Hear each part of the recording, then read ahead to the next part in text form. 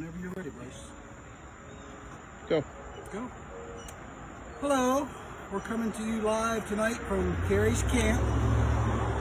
This actually happens to be the last night of Carey's camp, so a lot of my friends know what Carey's camp is. A lot of friends have been here.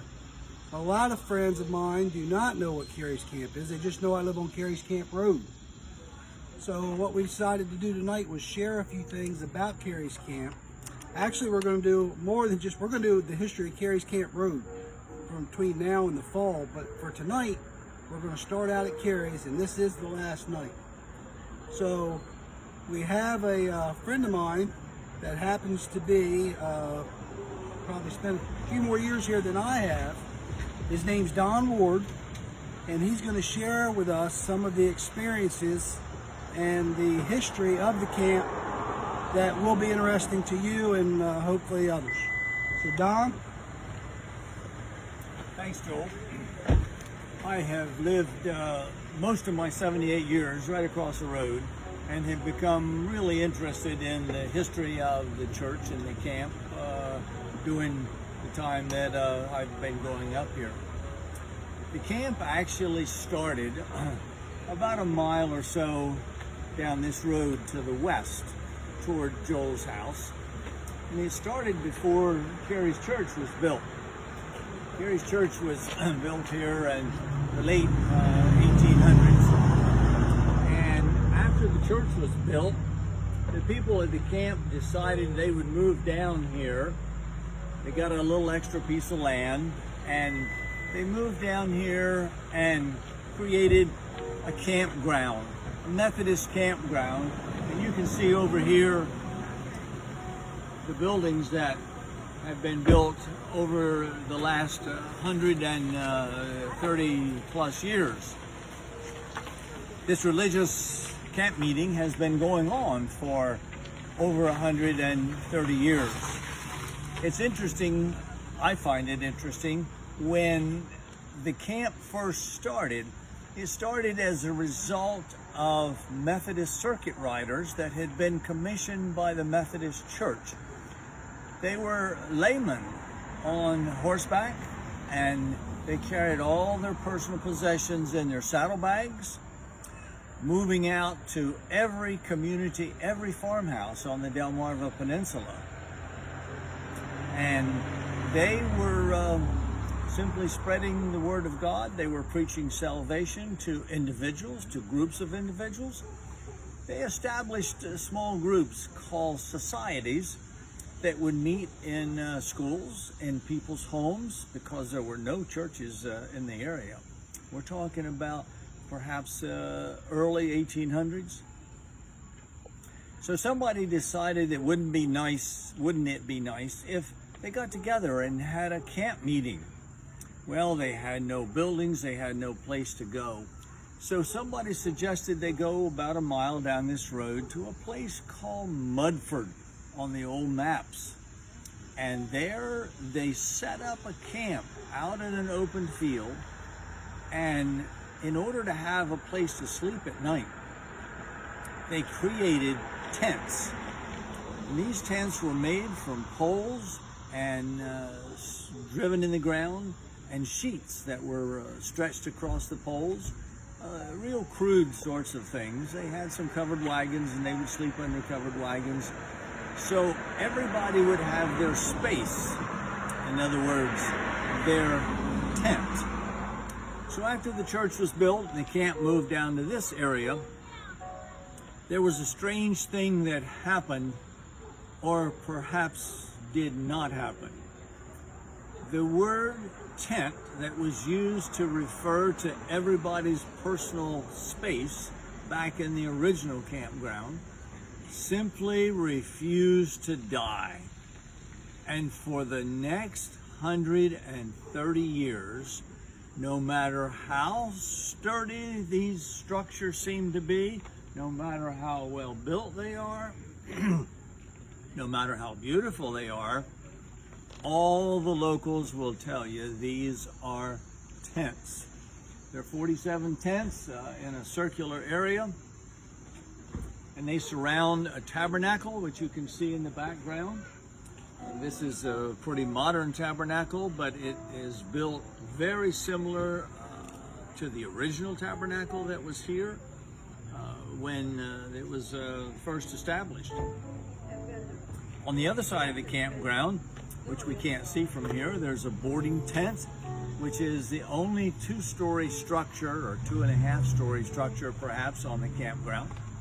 And it was created because there were people that wanted to come to camp, and given the transportation of that day, it was too far to go home at night. So there were rooms in what is called a boarding tent. There's kitchen facilities there that were used up until just a few years ago. I am told that back earlier in the last century, somebody could get a room and 3 meals a day, every day of camp, for 50 cents. Those were the days. I think we can look down the roadway here, and we can see one of the most popular places on the campground, and this is called the confectionery. And as you can guess, they have all kinds of sweet things down there, and the most popular sweet thing they have, of course, is ice cream. And many people that come here to worship will be sure to get here early enough to get ice cream before the service starts, or there'll always be ice cream available after the service is over before they go home. They have many different kinds of flavors here. So, Joel, that's the highlights of the camp. If you have anything else I should... So, like the normal schedule of the camp, it always starts on the last Wednesday? The last Wednesday of July has recently become the starting date for camp, and normally it would start on a Wednesday and go through 2 weekends. This year, 2022, for some special circumstances, it's going for an extra 3 days. Next year, not sure, but I strongly expect it's going to start on the last Wednesday of July. And by the way, some of the people listening to this may find it interesting. Why start at the end of July? And the reason for that is this is the time of the year when the farmers, and farmers made up the biggest part of the original worshipers that were coming here, the farmers would have finished with planting their corn and cultivating their corn, weeding their corn. So this was as much of a lull in the farming season as the farmers experienced. And of course they didn't want to have this during the winter. Farmers had time during the winter, but nobody wants to stay out here in these structures during the winter. So as far as good weather, the end of July, early part of August is the best, was the best time for farmers. One of the things that I didn't mention is that 100 years ago or so, there were many of these camp meetings in Sussex County. Remember, before 1900, there were no cars around here. So transportation was a real issue. There may have been as many as 30 or 40 of these camp meetings in Sussex County. I find it really interesting. Today, there's only one camp meeting that is really of the type that we have here. But every small community had, every crossroads sometimes, they weren't just in their towns. Every crossroads had a Methodist camp meeting. So I was wondering, of course, back in the day, this would probably be your vacation. I mean, this would probably be one of the biggest events of the year for them, be able to come here and stay. And would you agree, or would that maybe not be right? No, I think that's right. I think families look forward to coming here for a number of reasons. there's an old saying that farmers never got a vacation. So this was the closest thing to a vacation that the farmers ever had. And it was a chance to see family members that may live in another area. Even in the 40s and 50s, and I can remember that, we would see families would come to worship here with us, and it would be a time for socialization, and it is today. Earlier in the last century, it was a place that boys could meet girls and vice versa. And that may seem a little strange to some people, but there was really no Rehoboth that people could go to. And early on, there was even no theater.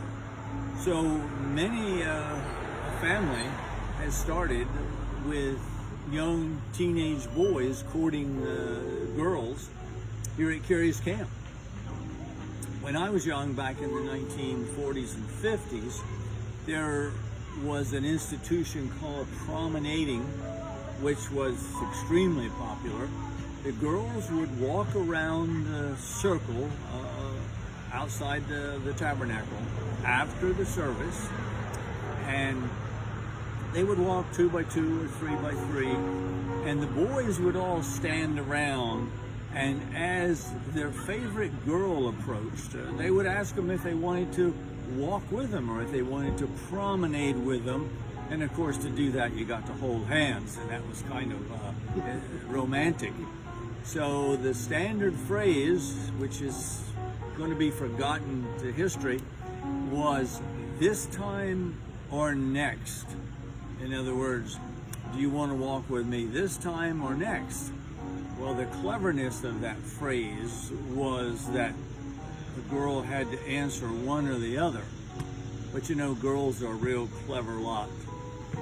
They invented a third answer that the boys had not really thought about, and the answer they came up with sometimes was never. I don't ever want to walk around with you. So that had all kind of cold pricklies wrapped around it. Now, funny that you mentioned that, because this is where I met my wife, Tina. How about that? And then my wife's grandfather, Marshall Wharton, met his wife here as well. So, and I'm sure you know many other people with the same story. Yes, and I knew Marshall well, and that brings me to another story, if you've got time. I've always got another story. Go ahead. We've still got tape. Back in the 20s and 30s, this area, even though it was established as a religious service and religious foundation, it was sometimes a rough area. The pastime, believe it or not, was fighting. I mean, bare knuckle fist fights among teenagers, young men. I talked to an older gentleman a few years ago, and he said when he was young, growing up, he said there were like 4 corners outside the tabernacle, and he said all of a sudden you'd have a young kid that would come up and say, "There's a big fight down behind the boarding tent," and he said you'd have 100 people take off and run down there, and he said 2 people were, fist fighting. It was a pride thing. People that thought they were the biggest, toughest in their area would come here, and they would meet another big, tough guy, and we'd have to see who was the biggest and toughest, and the only way to do that was to have a bare-knuckle fist fight. And I think it's probably a good point of history to say, doing that discussion, this gentleman told me that the best fighter out here was Marshall Wooden. Really? Really. Wow, I never heard that. You heard that, Bryce? Mm-hmm. He was not the biggest by far. Anybody that knew Marshall, he was not that big a person, but he won on speed. The guy said he was the fastest guy around. The big guys would be swinging, and they would end up swinging in air.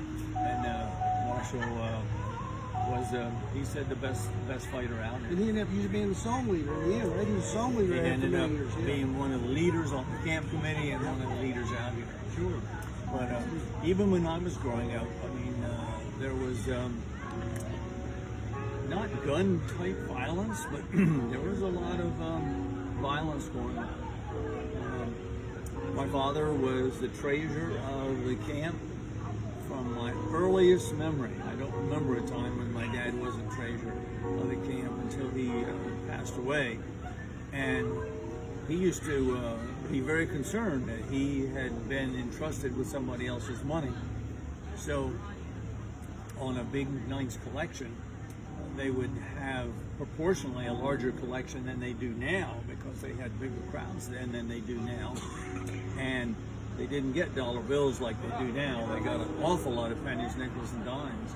And my dad was always concerned because he had to be in charge of collections each night that would weigh several pounds.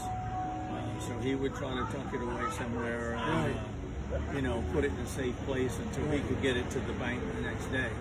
And weekends were particularly troublesome because the banks weren't open on Sunday, so he had 2 nights collection to look after. So we're going to show, we'll do a video inside the campground, just so you tell, but before we stop, or I guess, do you want to keep on going, Bryce, or do you want to, okay, we'll stop. But before we do, the Carey's Church is named after... Okay, when they decided that these Methodist societies got together and decided they needed to come together and build a church because they had little congregations here, there, and everywhere, they were looking at 2 or 3 different locations. And a man by the name of Elijah Carey owned a few hundred acres here, and he said, if you want to build a church here, I'll give you an acre of land. So they laid off an acre, and this is the acre right here of land where this church is. And they decided to name it Carey's Church after Elijah Carey. It's kind of ironic from my perspective that many, many decades later, my dad bought the home place for the Carey family, which contained only about 64 acres. The rest of it had been, sold off. And I'm guessing he donated where the campground is as well? The land where the campground is was purchased from his family, I think, after Elijah died. One of the things I did want to mention was the original records say that the camp, when it was moved from Mudford down the road, was established in a grove of oaks beside the church. And I think it's really historically important. There is the original grove of oaks. We had one of the trees that died a few years ago dated by the forestry department, and it was dated between 180 and 200 years old, which means that these are the trees that were here when the first camp meeting was held here way back when. And it's not really clear when that was. We talk about 134 sessions, but there is some indication that the camp could have been going on down at Mudford well before the church was built, much earlier, and there's just no records of that.